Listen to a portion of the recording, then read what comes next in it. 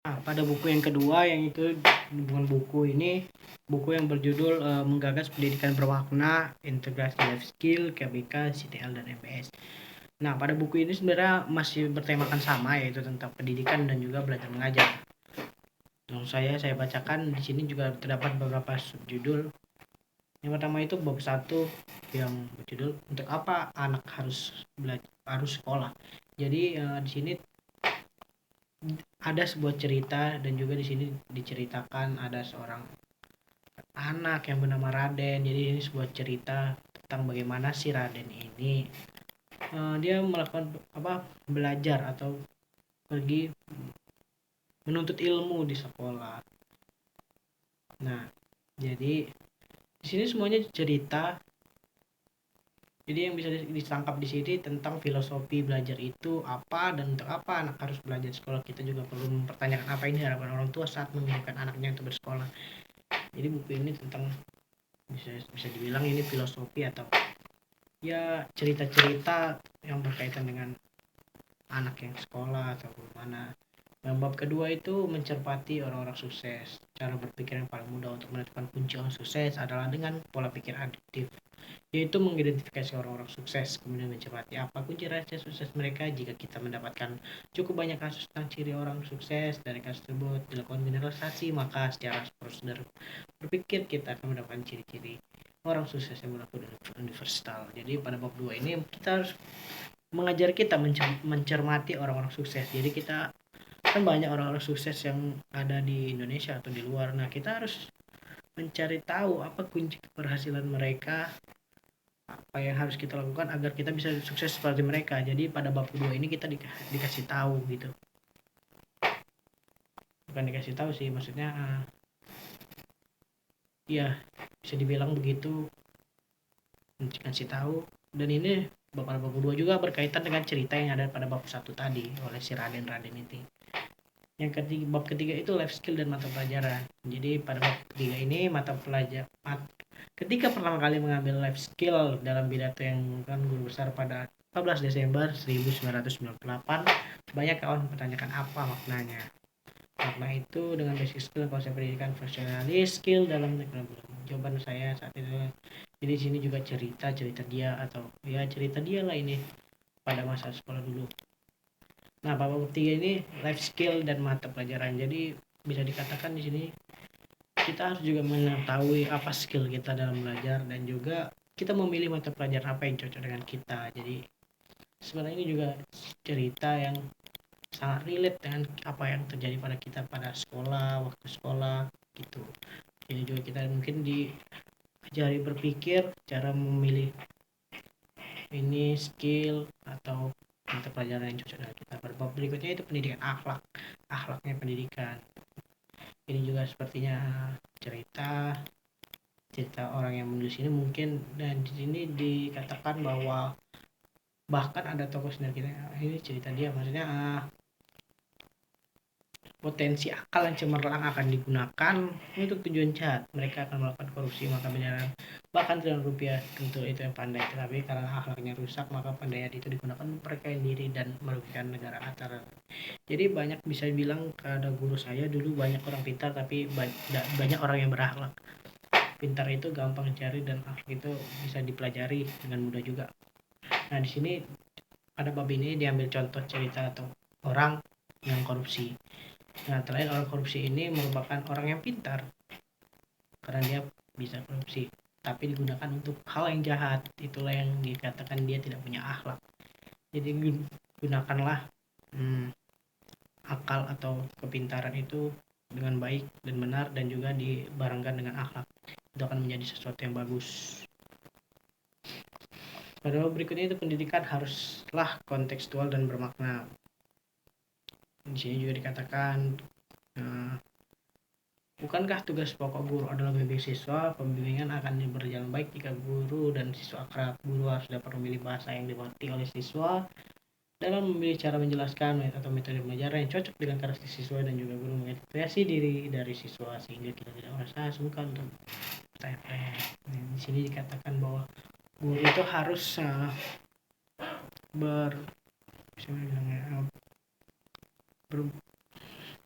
berinteraksi dengan baik lah gitu pada siswanya, agar siswa itu tidak ketakutan ketika bertanya begitu. Di sini juga ini seperti ya cerita juga sama seperti bab-bab berikutnya. Yang keempat itu bab selanjutnya yaitu siapa yang memilih hasil pendidikan, judulnya itu. Nah, dalam konsep penelitian pendidikan, penilaian dilakukan oleh dosen fans menekan pada output, yaitu pencapaian hasil belajar yang diukur dari penugasan mahasiswa terhadap materi ajar. Jadi dosen menilai prestasi siswa dari penugasan mahasiswa terhadap materi perkuliahan, bagaimana yang ditetapkan oleh kurikulum, bagaimana kemampuan mahasiswa, dan dipublikasikan teori dan konsep yang dipelajari dalam memecahkan problema yang dihadapi. Sangat mungkin tidak diukur karena pada umumnya hasil ini akan dituntut oleh kurikulum. Nah, itu bab terakhir. Jadi pada buku ini sebenarnya sama seperti buku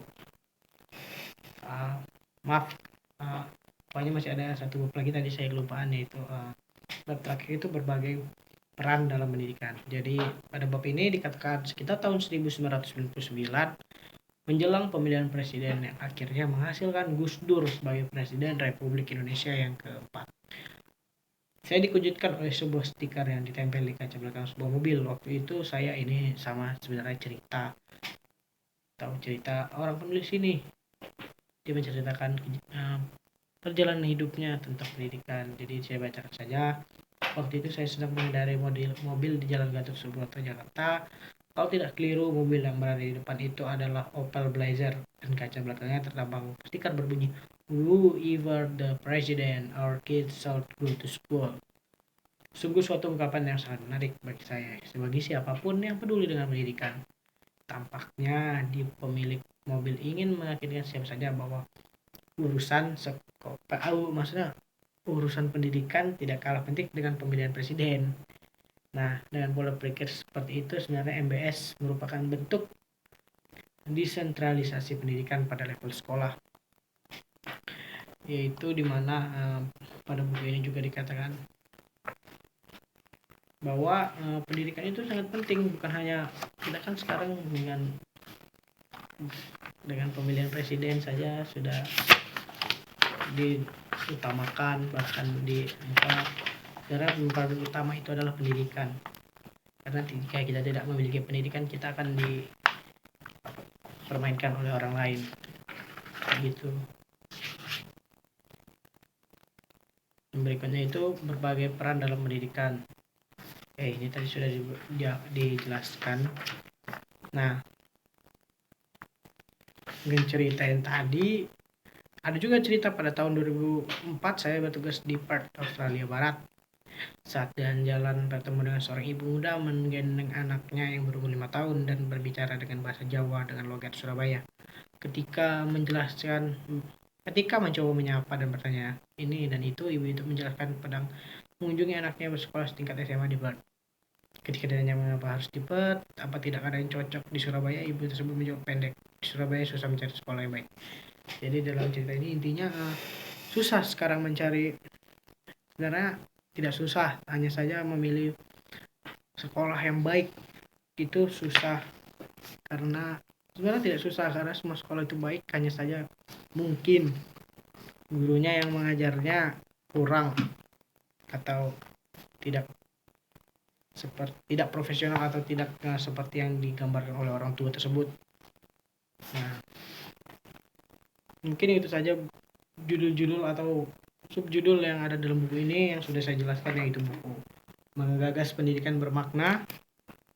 Pada buku ini banyaknya cerita yang ada hikmahnya gitu. Berarti sebuah cerita, mungkin cerita bisa jadi cerita karangan atau cerita. Membuat buku ini dia menceritakan semua cerita hidupnya yang berkaitan dengan pendidikan. Nah, jadi pada buku ini juga menurut saya ini covernya lebih bagus dari buku sebelumnya tadi, karena buku ini menurut saya itu simple, dan juga pada covernya juga digambarkan kedua orang